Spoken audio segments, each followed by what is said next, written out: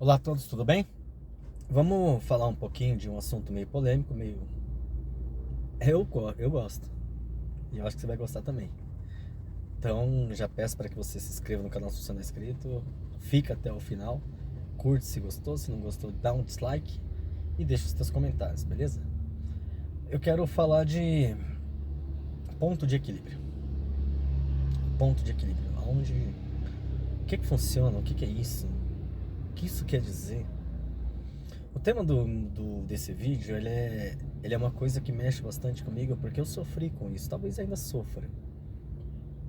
E é interessante porque o nome do meu canal, ele já é meio que nisso, né? Cuidados com corpo, alma e espírito. E o equilíbrio é justamente você saber nivelar sobre isso. Eu fiz uma vez um post no Stories, não, foi no status de WhatsApp, onde eu coloquei um pedaço do aplicativo de treino e um pedaço e um aplicativo da Bíblia, né? E aí eu recebi inúmeras mensagens dizendo o seguinte: ué, para a pessoa entrar no céu, ela precisa ter a barriga tanquinho? Óbvio que é uma baita de uma lacração sem o mínimo de análise. O que acontece? A maioria dos aplicativos de treino, eles têm como foto uma barriga tanquinho. A maioria, assim, é normal, né? É normal isso daí. Assim como os aplicativos de Bíblia, né? Tem o desenho, o design de uma Bíblia, né? Isso é comum. E o que eu quis dizer nesse post e vou falar agora para você. A Bíblia vai dizer assim, ó, crescer na graça e no conhecimento.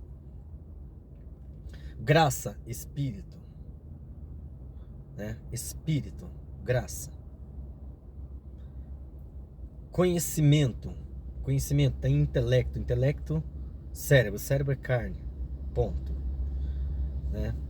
E o cara que rege tudo isso daí, que tá no meio de tudo isso daí, que é o cara que sofre com essa falta de nivelamento, é a alma, né? É a alma. E você achar esse ponto de equilíbrio, trabalhar a tua alma, é muito difícil. O salmista Davi, ele falava das aflições que ele tinha na alma, né?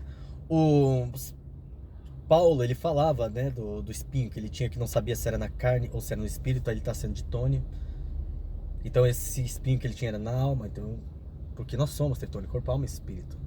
E aí, você não consegue curar a tua alma se você não tiver um nivelamento. Se você não tiver um ponto de equilíbrio, porque ela vai ficar vai ficar entre esses dois pontos, entre a carne e o espírito. Você vê que no livro de Romanos fala de conflito entre a carne e o espírito.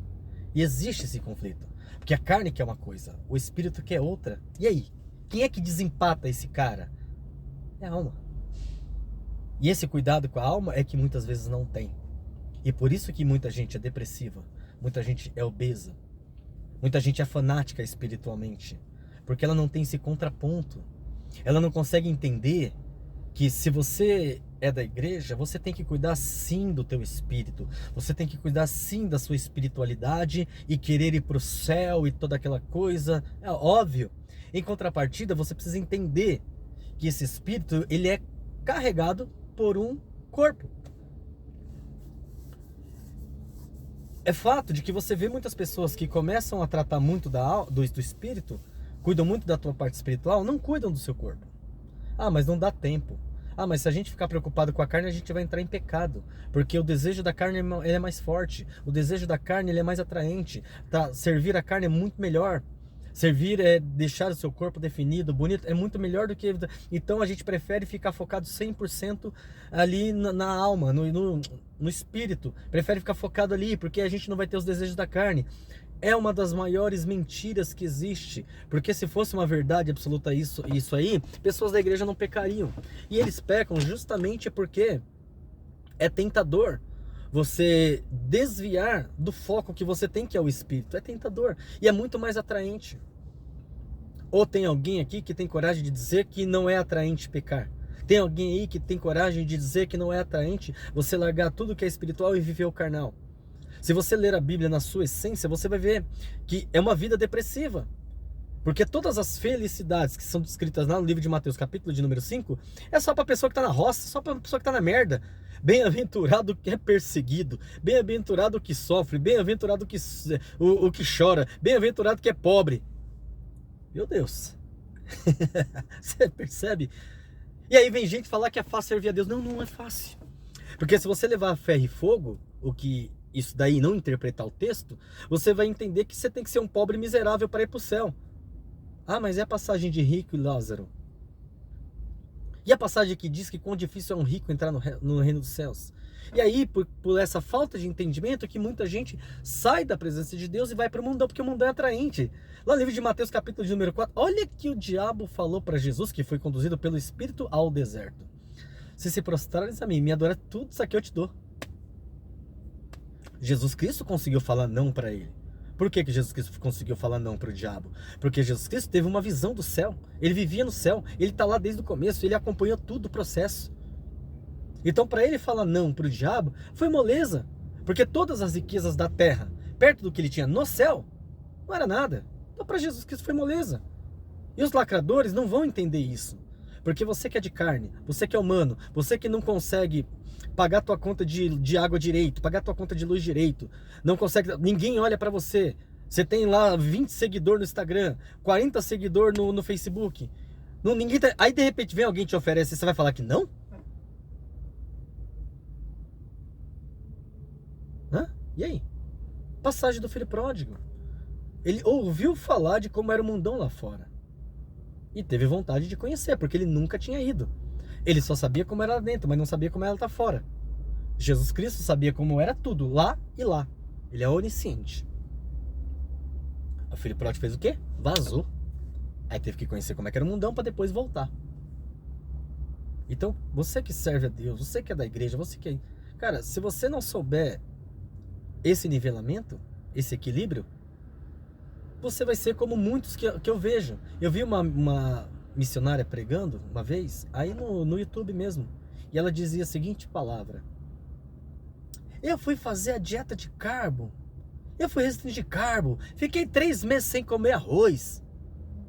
E eu ganhei 5 quilos. Quer saber? Agora é que eu vou comer mesmo. Agora é que eu vou comer mesmo. Agora é que eu vou extravasar, porque a dieta não funciona. E começou a gritar do altar. E foi uma rajada de glória. Foi uma rajada de aleluia. Primeiro, eu sou contra a dieta low carb. Eu vou fazer vídeo sobre isso, eu apaguei o outro. Segundo, se você não é o que você para de comer, a quantidade, a proporção e os horários do dia. Fora que o psicológico influencia muito isso. Eu tenho vídeo falando sobre isso, apesar que tá no Insta, não tá aqui. Então, e todo mundo gostou do que ela falou. Cara, a pessoa que sobe no altar, ele é um influenciador. E você vê a quantidade de pastores obesos, missionárias obesas, pessoas que estão assim porque acham que só tem que cuidar do espírito. E esquece que o espírito precisa de um corpo. O corpo precisa estar tanquinho, precisa estar zerado, precisa ter 10% de BF, precisa estar... Não! Precisa estar enfiado na academia? Não! Mas esses camaradas esquecem que a própria Bíblia diz: por que gastar dinheiro com aquilo que não é o pão e o fruto do seu trabalho com aquilo que não satisfaz? Além de o excesso de comida ser um dos 7 pecados capitais, biblicamente também é. Também é. Até porque esses gordinhos e gorditas aí, pregadores e pregadoras e tarará, tarará, tarará, não cumprem o segundo mandamento, que é o matar o próximo como a ti mesmo. Porque você vai ver que tem os gordinhos e tem os magrelinhos. Os gordinhos comem muito, os magrelinhos comem pouco. Então não está dividindo. Não está fazendo a multiplicação dos pães e peixes, que na verdade não é multiplicação, é divisão, mas beleza. Outro vídeo eu falo disso. Então não estão preocupados. E aí não se preocupa com isso. E aí o que acontece? Quando tem aquela irmãzinha, aquele irmãozinho que se destaca, porque ele se cuida, aí vira alvo de alvoroço. Passa a ser assediado, passa a ser assediada, todo mundo para de prestar atenção no culto para prestar atenção na roupa da irmãzinha, porque ela tá justa. Na verdade tem um monte de outra roupa justa lá também, só que ela tem um corpinho, aí todo mundo olha. O irmãozinho, todo mundo, muita gente também tem roupa justa, até porque quando você é gordinho, você fica com a roupa justa. Só que como ele tem um corpinho definido, ele chama mais atenção, provoca o pecado dele alheio. Agora, se todo mundo tivesse esse mesmo nível de pensamento, de saber entender que você precisa estar lá dentro, mas você precisa cuidar do corpo também, até por uma questão bíblica, porque o teu corpo é templo e morada do Espírito Santo, não teria problema. E aí é onde entra o segundo problema, que é quando você cuida demais do corpo e esquece de cuidar das outras coisas. Você acha que não tem efeito colateral quando você acontece, por exemplo, como aconteceu comigo, eu perdi mais de 30 quilos de gordura. Eu perdi, né? Que depois converter em massa muscular virou um déficit de 20 quilos, mais ou menos. Perdi. Muda. A visão das pessoas muda, você vira um monte de coisa, você passa a achar que um monte de coisa, a tua vida transforma. E aí você não tem mais vontade também de cuidar do espírito, porque teu foco fica ali cego na carne, cego na estética, cego, porque quando você começa a se cuidar, cara, é assustador, você vira uma fonte inesgotável do corpo perfeito, da aparência perfeita, de estar tudo perfeito. Você começa a receber feedbacks que te entusiasmam mais ainda. Se você para lá de ter 20 seguidores e vai para 1000. E aí é onde você começa a esquecer da alma e do espírito e focar 100% da carne. E aí é onde entra o pecado. Porque o desejo da carne é terrível e é tentador. Você consegue falar 50 nãos. E de 50 nãos que você fala 2 sims, 3 sim, 4 sim, você fala. E isso é o problema. Porque você pode ter o corpo perfeito, você vai pro inferno do mesmo jeito, você vai estragar do mesmo jeito. A terra vai corroer do mesmo jeito. Você vai ficar podre do mesmo jeito, você vai feder como aquele gordinho do mesmo jeito depois que morrer. Fora os riscos que você passa a ter. Porque quando você começa a ficar assim, você corre um risco de ser assassinado por ciúmes dos outros, perseguição, caramba, 4. Você corre um risco de ter mais acidentes, porque você perde o foco da sua vida, você fica cego. Você fica cego, juro. Você não enxerga mais nada. Tudo aquilo que você plantou do lado espiritual já era, acabou. Porque o teu armário muda, a tua alimentação muda, os lugares que você frequenta mudam, as pessoas que você convive mudam, tudo muda. E é difícil você conseguir controlar isso porque você nunca teve orientação disso. Você nunca foi preparado para isso, porque você sempre foi preparado para cuidar do espírito. Pessoas que não falavam com você passam a falar, pessoas que nem olhar para sua cara passam a olhar. Pessoas que não falavam com você passam a falar, e aqueles que falavam param de falar, ou eles começam a te admirar da forma incorreta, porque o propósito de quando você começa a treinar, que você começa a fazer negócio, é se cuidar, é se autopreservar, é ter uma saúde melhor, ter uma estética melhor, ter um ânimo melhor, porque a academia, o treino, a dieta, ela muda tudo na sua vida, tudo, 100% muda. Mas aí, de novo, você perde foco. Você acaba com esse nivelamento. Cara, tá, Anderson, beleza, você não falou o que a gente quer ouvir. Como tratar isso? Como cuidar disso? Primeiro, número 1. Essa é difícil, mas vai lá. Quando você começa a fugir do caminho, você precisa olhar para trás um pouquinho e ver quem você está deixando para trás e o que está deixando para trás. Você precisa ver o que você está perdendo para resgatar. Isso é bíblico. Lembra-te de onde caiu, de repente volta para as primeiras obras. Provérbio chinês. Quando errar o caminho, volta lá no começo e faz de novo. Não é problema você voltar 2 casas. Quando você girar a roleta, vai aparecer 6. Você vai andar 4 a mais. Sendo que se você ficar cego ali andando, você vai andar de uma em uma. Não é problema, não é demérito. Você reconhecer falha, você reconhecer limitação, você reconhecer fraqueza, você reconhecer que caiu, você reconhecer que pecou. O salário do pecado é a morte. Em contrapartida, a Bíblia diz que aquele que confessa seu pecado alcança a misericórdia. É difícil? É. O julgamento é difícil? É. A igreja está preparada para receber um pecador? Não. Não. A igreja peca mais do que o mundo. Peca, lógico, por quê? Porque não conhece a Bíblia. Então está fazendo conscientemente, coisa que o mundo muitas vezes não faz conscientemente. Então a igreja peca muito mais do que o mundo. Peca. Peca porque ela julga, ela condena, ela é preconceituosa, ela é discriminadora, ela não é acolhedora, ela não tem amor, ela tem só aquela visão cega de que a salvação é individual. Então, às vezes quem que você está achando que é a prudente é a louca. Precisa entender isso aí. Esse nivelamento, esse equilíbrio é difícil. É aí onde a alma entra. O estudo da alma, como tratar a alma. A alma, ela geme quando você começa a fugir do teu direcionamento. Você, muitas vezes, é magrinho, tem um corpo saudável e começa a ter crises, a tua alma vai gritar dizendo, cara, a solução não é isso. Mas aí você não quer ouvir. Quando você anda com a vida espiritual e começa a fugir do foco, a tua alma vai gritar e vai dizer, ei, não peca. Não vai por esse caminho. ele é tentador, ele é maravilhoso, mas não vai. Esse prazer que você está sentindo agora, ele vai passar. E depois vai ser só sofrimento. Depois vai ser só dor, só angústia, só lástima. Então não vai.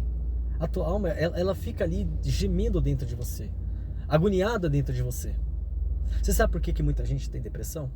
Você sabe o que é depressão? Porque muita gente tem depressão? Depressão é um vácuo. É um buraco fundo sem destino. Você cava tentando achar o fundo dele justamente para você preencher ele e você não acha.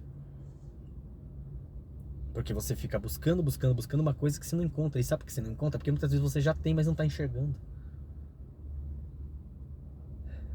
É isso que muitas vezes acontece. E aí você acha que você vai suprir essa necessidade com outra coisa. Você acha que você vai suprir essa necessidade tua num relacionamento e não vai. Porque não tem essa parada de que um completa o outro, de que um é 50% do outro, que um é o contraponto do outro. Isso não existe. Você foi feito perfeito. Você foi feita perfeita. Você não precisa de nada e nem de ninguém para ser feliz. Deus te fez perfeito. Se Eva fosse fazer falta para Adão, Deus não tinha tirado de dentro dele. Não tinha. Deus não desfalca ninguém. Deus não lesa ninguém. Deus não tira nada de ninguém. Quem tira é o diabo. O ladrão veio para matar, roubar e destruir. Mas cuidei que vim para trazer paz. Vim trazer vida, vida com abundância. Então Deus não tira, Deus dá. O diabo tira. Ah, Anderson, e a questão de que de tornar-se-ão os dois uma só carne, tal. Cuidado com a sua interpretação. Eu posso fazer um vídeo depois sobre isso se você pedir aqui nos comentários. Mas só vou dar um spoiler para você, tá? Onde estiverem dois ou três, eu estou no meio deles. O casal mais um é três. O filho é a junção do homem e da mulher. Os dois se tornar-se-ão uma só carne. Ponto. Isso é ciência, isso é Bíblia, tá? Eita! Spoiler do próximo vídeo. Não sei se é próximo não. Se você pedir aqui nos comentários eu falo disso. O que eu quero falar é desse equilíbrio, cara, que é muito difícil. Você já viu como esses naturebas vivem bem pra caramba, cara? Não depende de tecnologia, não depende de ninguém, não depende de nada. Hoje você anda na rua, as pessoas com o celular o tempo todo. Hoje você vai falar com uma pessoa, ela tá online já. Ou seja, já tá falando com outra.